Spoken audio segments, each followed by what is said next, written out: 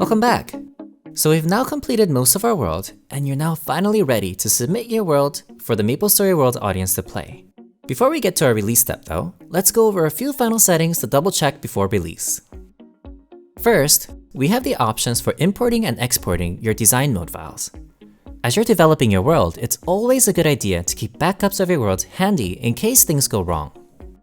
Let's click Export to File to bring up our file window.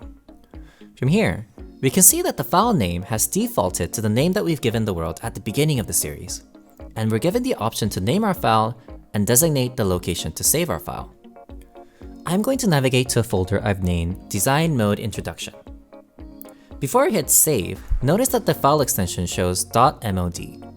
This is called the mod file, and it contains all of the data for your world packaged into this single file. Let's hit save to complete my backup. Then, to test that our backup was successful, let's create a brand new world and import our world into there.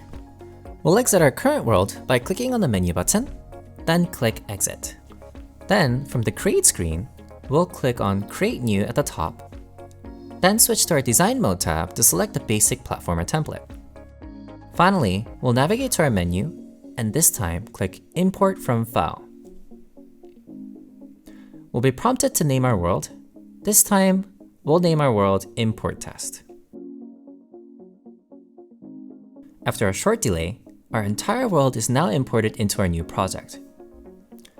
Before submitting, and even periodically at regular intervals, before major updates to your world, it's a good idea to keep backups just in case things go wrong. We'll take a look at our maker settings next. Note that these settings are general settings across all of your MapleStory World's experience, and modifications to any of these settings will only affect your experience while playing your world and will not affect the player experience of others playing your worlds. Because many of these settings don't apply to our design mode experience here, we'll just go over a few relevant settings in the Maker tab. Firstly, under Map Editor, we can see the option to toggle our grid and our foothold on and off. While I don't recommend toggling these off during development, if you ever want a clean interface as you design your world, feel free to toggle these off to emulate the visual experience of a player. Next, under Playtest, we have two options: Play on Starting Map and Playtest Language. If Play on Starting Map is checked, whenever we press play to test our world, it will always start from the starting map. In our case, that will always be the waiting room. If you want to be able to test straight from the map you're editing in, leave this unchecked. Playtest Language will change the language that you experience while playing your world. This is more relevant in Pro mode as you test localization for text in your world. In Design mode, there will likely be less of a need to use this function. The other settings that we haven't covered here aren't relevant to Design mode, but I encourage you to explore deeper through Pro mode to find out more about these settings. The next feature to cover is User Feedback. Let's click on User Feedback Settings under the Menu tab and explore its settings. Here, we can change the settings for when you will receive notifications whenever a user provides feedback for your world.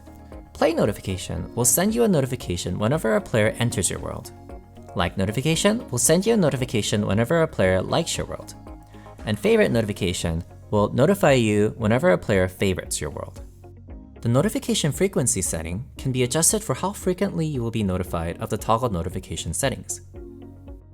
Please note that these settings will be unavailable to you until after you release your world. And finally, let's release our world. We'll go over each tab in detail, beginning with the Info tab.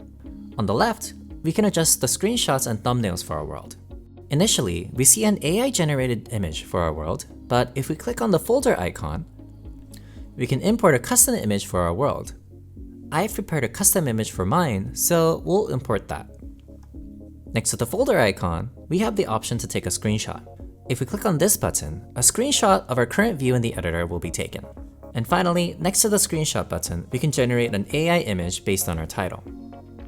Each image we upload or generate will be added to the list, so it's important to ensure that the images are uploaded in the desired order prior to clicking the release button.